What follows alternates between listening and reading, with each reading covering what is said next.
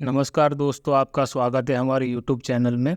तो आज हम देखने वाले हैं ऑटोगेट के बेसिक इंटरफेस के बारे में। ऑटोगेट का इंटरफेस बेसिकली एक गेटवे है to creating a stunning design and technical drawing. अगर आप बिगिनर हो या रिफ्रेशर हो, ये वीडियो आपके लिए हेल्पफुल होने वाला है। तो चलिए हम स्टार्ट करते हैं। हमारे पास ऑटोगेट 2016 का सॉफ्टवेयर है जिसे हम रन कर रहे हैं। ठीक है, बेसिकली ऑटोगेट जब स्टार्ट होता है तो उसके बाद ये कुछ इस तरीके का इंटरफेस दे रहा है, जिसके अंदर हम देख पा रहे होंगे हमारे पास स्टार्ट ड्राइंग का ऑप्शन है। ठीक है, उसके बाद हमारे पास एक टेम्पलेट्स का ड्रॉप डाउन मेनू खुलता है जिसमें हम अलग अलग टेम्पलेट्स को देख पा रहे होंगे। हमें जिस भी किसी टेम्पलेट्स में ड्राइंग को बनाना है उसको हम सिलेक्ट करके फिर उसमें हम काम स्टार्ट कर सकते हैं। हमारे पास एक और व्यू आ रहा है जहाँ पे रिसेंट डॉक्यूमेंट करके दिख रहा है। ठीक है, यहाँ पे क्या होता है, हमने रिसेंटली जितने भी फाइल्स ओपन किए हुए हैं उस ओपन्स को यहाँ पे हमको दिख जाते हैं, जिसे हम रिसेंटली ओपन किए हुए डॉक्यूमेंट्स को यहाँ से रीओपन कर सकते हैं। उसके बाजू में हमारे पास नोटिफिकेशन का एक व्यू है जहाँ पे नोटिफिकेशंस यहाँ से मिल सकते हैं और यहाँ पे कंट्रोल कर सकते हैं। उसके नीचे अगर हम देखेंगे हमारे पास साइन इन का एक ऑप्शन है जो ये 360 है, जिसमें हम साइन इन करके यहाँ पे क्लाउड पे हम हमारे फाइल्स अपलोड कर सकते हैं। फाइल्स को फिर रीओपन कर सकते हैं, कहीं से भी हम साइन इन करके फिर उसी फाइल को छोटे मोटे करेक्शंस करके उसको यूज़ कर सकते हैं। तो आइए हम स्टार्ट करते हैं ड्राइंग और वो देखते हैं कि अंदर हमारे पास क्या क्या ऑप्शंस और भी है। तो दोस्तों देखिए, हमने इसे स्टार्ट कर लिया है। ठीक है, हमारे पास कुछ इस तरीके का पूरा ये इंटरफेस आ चुका है। जब हम देखेंगे लेफ़्ट कॉर्नर से तो यहाँ पे हमें मिलेगा एप्लीकेशन टूल बार, जहाँ पे ऑटोगेट का लोगो लगा हुआ है। इसे हम कहते हैं एप्लीकेशन टूल बार, जिसके क्लिक करने के बाद कुछ ऑप्शंस खुल जाएंगे जिसमें है न्यू। उसका मतलब है कि आपको न्यू फाइल बनाना है, क्रिएट करना है, तो इस ऑप्शन के साथ आप जा सकते हैं। ओपन का मतलब यहाँ पे होता है कि आपको कोई पुराना फाइल है जो ओपन करना है सीधा यहाँ पे डायरेक्टली, तो जिसे आप ओपन कर सकते हैं। आप उसी फाइल को बने हुए फाइल को सेव कर सकते हैं। अलग अलग फाइल फॉर्मेट में आप उसे सेव एज कर सकते हैं, उसको एक्सपोर्ट कर सकते हैं, पब्लिश कर सकते हैं। बने हुए फाइल के ड्राइंग को आप प्रिंट भी कर सकते हैं और यहाँ से आप उसे क्लोज भी कर सकते हैं। ठीक है, उसके बाजू में अगर हम देखेंगे यहाँ पे हमें मिल जाता है ये क्विक एक्सेस टूल बार। इसे कहते हैं क्विक एक्सेस टूल बार, जहाँ पे जैसे हमने एप्लीकेशन टूल बार में देखा वैसे ही हमें यहाँ पे कुछ ऑप्शंस मिलेंगे, जिसमें न्यू हो गया, ओपन हो गया, सेव एज, प्रिंटिंग, अंडो रेडो में आप बेसिकली जानते हो कि जैसे कोई एक एक्शन हो चुका है उसे हमें रिवर्स करना है। ठीक है, या उसको नलीफाई कर देना है, तो इसके लिए हम अंडो करेंगे जिससे कि वो एक्शन रिवर्स हो जाएगा। और उसी एक्शन को वापस रिपीट करना है तो हम रेडो करेंगे तो वही एक्शन वापस से रिपीट हो जाएगा। यहाँ पे आप उसके बाजू में अगर देख पाएंगे हमारे पास वर्क स्पेस करके एक ऑप्शन है। इसमें वर्क स्पेस में हम अलग अलग वर्क स्पेस में काम कर सकते हैं, जैसे कि 3D बेसिक हो गया, 3D मॉडलिंग हो गया। अभी हम ड्राफ्टिंग एंड एनोटेशन में काम कर रहे हैं, जिसके लिए हमने ड्राफ्टिंग और एनोटेशन को क्लिक रखा हुआ है। उसके यहाँ पे नीचे आने के बाद हमें दिखेगा ये पूरा एरिया जिसे हम रिबॉन कहते हैं, जिसके अंदर अलग अलग टैब्स दिए हुए हैं। होम हो गया, इंसर्ट हो गया, एनोटेशन हो गया, पैरामेट्रिक हो गया, व्यू हो गया, manage, output, editings, 360, feature app, beam 360, अलग अलग हमारे पास सारे टैब्स हैं। और टैब्स के अंदर जितने भी ऑप्शंस या कमांड डाले हुए हैं जिसे हम पैनल्स कहते हैं, जैसे कि हमारा ड्रॉ पैनल हो गया। ड्रॉ पैनल में हमारे पास लाइन कमांड है, पॉली कमांड है, सर्कल कमांड है, आर्क हो गया, रेक्टेंगल हो गया, इलिप्स हो गया। ठीक है, अलग अलग सारे कमांड्स हमारे पास यहाँ पे मौजूद है। उसके बाद हमारे पास मॉडिफाई पैनल में आ जाएगी। मॉडिफाई पैनल में हमारे पास मूव कमांड है, कॉपी कमांड है, stretch, rotate, mirror, scale, trim, fillet, Chemphar, अलग अलग सारे कमांड है। इसको हम जैसे जैसे आगे कमांड्स के बारे में सीखते जाएंगे, इस सारे ऑप्शंस के बारे में हम बहुत अच्छे से जानेंगे। उसके नीचे हम देखेंगे यहाँ पर हमारे पास न्यू ड्राइंग क्रिएट करने के अलग अलग टेम्पलेट्स दिए हुए हैं, जिसमें हम अलग अलग न्यू क्रिएट कर सकते हैं। जैसे यहाँ पे हम न्यू ड्राइंग करेंगे, हमारे पास नया एक और वर्क स्पेस खुल के आ गया, और एक करेंगे हमारे पास नया एक और वर्क स्पेस खुल करके आ रहा है। ठीक है, यहाँ पे हम जहाँ पे जितने भी कर सकते हैं, करने चाहिए हमें, वो सारे ही वर्क स्पेस अलग अलग खुल के हमारे सामने आ जाएंगे। उसके बाद हमारे पास है व्यू कंट्रोल। व्यू कंट्रोल में आप जिस भी किसी व्यू में आप जाना चाहोगे यहाँ से आप उसको कंट्रोल कर सकते हैं। जैसे कि बॉटम व्यू हो गया, लेफ्ट व्यू हो गया, राइट व्यू हो गया, अलग अलग व्यू आप यहाँ से सेट कर सकते हो और चेंज कर सकते हो, ठीक है। यहाँ से हम आइसोमेट्रिक व्यू भी कर सकते हैं, जैसे आइसोमेट्रिक में अगर कोई ड्राइंग बनाना है तो यहीं से हो सकता है। हमारे पास विजुअल कंट्रोल भी है जो बेसिकली 3D में सबसे ज़्यादा अच्छे से यूज़ कर सकते हैं और उसका इफेक्ट हम देख सकते हैं। इसमें आपके पास 2D वायरफ्रेम है, कंसेप्चुअल है, हिडन है, रियलिस्टिक है, शेडेड है, तो 3D में बहुत अच्छे से ये काम करता है।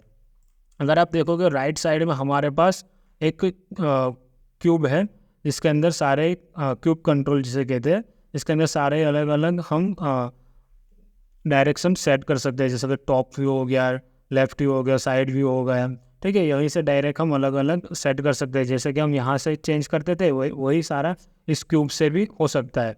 उसके नीचे अभी हम देखेंगे हमारे पास एक है navigation tool bar. Navigation tool bar में क्या होता है, हम किसी चीज़ को पेन करना है, हम यहाँ से पेन कर सकते हैं, जूम कर सकते हैं, ऑर्बिट कर सकते हैं, जैसे कि ये ऑर्बिट में कर रहा हूँ, ठीक है। तो ऑर्बिट में देखो ये पूरा हमारा चेंज हो गया, ठीक है।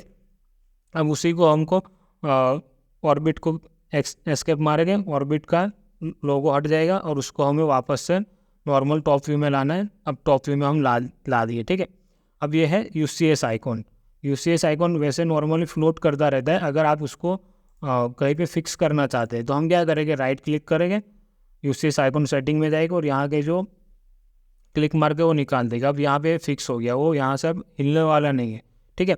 इसी को आप अगर चाहे इसका कोई कलर चेंज करना है तो जैसे प्रॉपर्टी में आप गए, ठीक है, उसका आप यहाँ से कलर चेंज कर सकते हैं, उसका साइज़ चेंज कर सकते हैं। तो अब देखोगे यहाँ पे ये साइज़ और कलर इसके चेंज हो गए, ठीक है। तो यहाँ से आप कलर साइज़ वगैरह UCS आइकॉन की प्रॉपर्टी चेंज कर सकते हो। यहाँ पे हमारे पास मॉडल है, लेआउट है, लेआउट 2 है यहाँ पे, ठीक है। उसके बाद हमारे पास ये एक है कमांड बॉक्स, जिसके अंदर आप कमांड टाइप कर सकते हैं। जैसे मैं यहाँ से कोई भी कमांड टाइप करूँगा आपको दिखेगा, एंटर करूँगा, कमांड अब ऑपरेट हो गया, एक्टिव हो गया। यहाँ से आप कमांड को ऑपरेट कर सकते हैं, ठीक है। एस्केप मारोगे आपका कमांड निकल जाएगा। और उसके बाद आपने क्या कमांड अभी रिसेंटली यूज़ किया वो देखना चाहते हैं तो आप रिसेंट कमांड में जाएंगे, यहाँ पे आपके सारे रिसेंट कमांड आपको देखने को मिल जाएंगे। उसी के साथ साथ अगर आप राइट साइड में आओगे और यहाँ पे देखोगे, इस ड्रॉप डाउन मेनू को ओपन करोगे, यहाँ पे आपको सारे हिस्ट्री में हिस्टोरिकल कमांड जितने भी आपने हिस्ट्री में कितने कितने कमांड यूज़ किए वो सारे यहाँ पे दिख जाएंगे, ठीक है। उसके बाद हम चलते हैं हमारे नेक्स्ट स्टेप पर, जहाँ पे हमारे पास एक ड्राफ्टिंग टूल बार है। ये ड्राफ्टिंग टूल बार में अगर आप देख पाओगे, ये सबसे पहले ये हमारे पास है ग्रिड वाला ऑप्शन। ग्रिड वाला ऑप्शन में क्या होता है, बेसिकली यहाँ पे जो आप लाइन्स देख पा रहे हो, ठीक है, वो जितने भी लाइन्स हैं वो लाइन्स को अगर आप हटाना चाहते हो तो इसको ऑफ कर दोगे, वो लाइन सारे हट के चलेगी। इसको ऑन कर दोगे, वापस से सारे ग्रिड्स वापस आ गए, ठीक है। जैसे कि और एक हमारे पास कमांड है ऑर्थो, उसमें क्या होता है कि जैसे कि मैंने लाइन किया, ठीक है, अभी ये 360 डिग्री घूम रहा है, ऑर्थो ऑन नहीं है इसलिए। जैसे ही मैंने ऑर्थो ऑन कर दिया, ठीक है, अब ये मेरे पास 90 डिग्री 0 डिग्री अब स्ट्रेट लाइन चल रहा है, ठीक है। तो मुझे अगर मानो स्ट्रेट लाइन ड्रॉ करना है तो ये कमांड मेरे लिए ज़्यादा ठीक रहेगा, ठीक है। उसके बाद हमारे पास है पोलर। जैसे मैं पोलर ऑन करूँगा आप देख रहे होगे कि यहाँ से ऑर्थो ऑफ हो गया है। पोलर और ऑर्थो एक साथ ऑन नहीं रहेंगे। जैसे मैंने पोलर ऑन किया, अब मैंने क्या किया, लाइन कमांड लिया, अब मेरे पास पहले क्या था, पोलर और ऑर्थो ऑफ था तो कोई गाइड नहीं कर रहा था। जैसे मैंने पोलर ऑन किया अब मुझे इस लाइन को गाइड कर रहा है, देखो ये जो ग्रीन लाइन आ रही है, ठीक है, तो 90 डिग्री गाइड हो रहा है, ये 0 डिग्री गाइड हो रहा है, ठीक है। स्ट्रेट लाइन जहाँ पे मैं लेके जा रहा हूँ मेरे को ये गाइड कर रहा है, ठीक है। तो ये हमारा बेसिकली हो गया पोलर। अब उसके बाद हम देखेंगे कि हमारे पास स्नैपिंग डिटेक्शन वाला ऑप्शन क्या क्या है। यहाँ पे स्नैपिंग मैंने मान लो ऑफ कर रखा हुआ है, ठीक है। अब मेरे को इस वाली पूरी लाइन जो है, इस लाइन जो है ये वाली लाइन, उसका सेंटर से लाइन बनाना है मुझे, तो मैंने L एंटर किया, लेकिन यहाँ पे कोई भी डिटेक्शन आ नहीं रहा है। इसमें पूरे में कहाँ पे मिड पॉइंट है मुझे वैसे पता नहीं चलेगा, लेकिन जैसे ही मैंने इसको ऑन कर दिया, ठीक है, यहाँ पे आता है सेंटर पॉइंट, मिड पॉइंट, सारी चीज़ें सिलेक्ट करने का। जैसे मैंने मिड पॉइंट ऑन कर दिया, अब देखो देख रहे हो आप ग्रीन ट्राइंगल बन के आ गया। तो ये बेसिकली हो गया डिटेक्शन, स्नैप डिटेक्शन। यहाँ पे डिटेक्ट कर लिया, दूसरा उसका मिड पॉइंट यहाँ पे आ रहा है, ठीक है। ये मिड पॉइंट पे मैंने लाइन बना दिया, एस्केप करके लाइन को काट दिया, ठीक है। तो ये बेसिकली हमारे स्नैपिंग पॉइंट है, जहाँ पे भी हम स्नैप करवाना चाहते हैं। इसको सारे ऑन ही रखने चाहिए, इसको सभी को ऑन ही रखते हैं। पैरेलल हो गया, परपेंडिकुलर हो गया, सेंटर वाला हो गया, मिड पॉइंट, हेड पॉइंट, ठीक है, ये सारे इसमें पॉइंट्स आ जाते हैं। दूसरा एक हमारे पास स्नैपिंग वाला ऑप्शन है जो बेसिकली 3D में बहुत अच्छे से काम करता है। तो जब हम 3D में काम करते होते हैं और आइसोमेट्रिक में काम करते हैं तब इस वाले को ऑन करके रखते हैं, जिससे हम अच्छे से स्नैपिंग पॉइंट डिटेक्ट करा सकते हैं। उसके बाद हमारे पास स्केल का ऑप्शन है। तो हम करंट ड्राइंग में क्या स्केल रखना चाहते हैं, 1:1, 1:2, मतलब 50% रिड्यूस करना चाहते हैं या उसको बड़ा करना चाहते हैं, तो उसके सारे ऑप्शन है। या कुछ आप कस्टम करना चाहते हैं तो कस्टम स्केल भी आप डाल सकते हैं।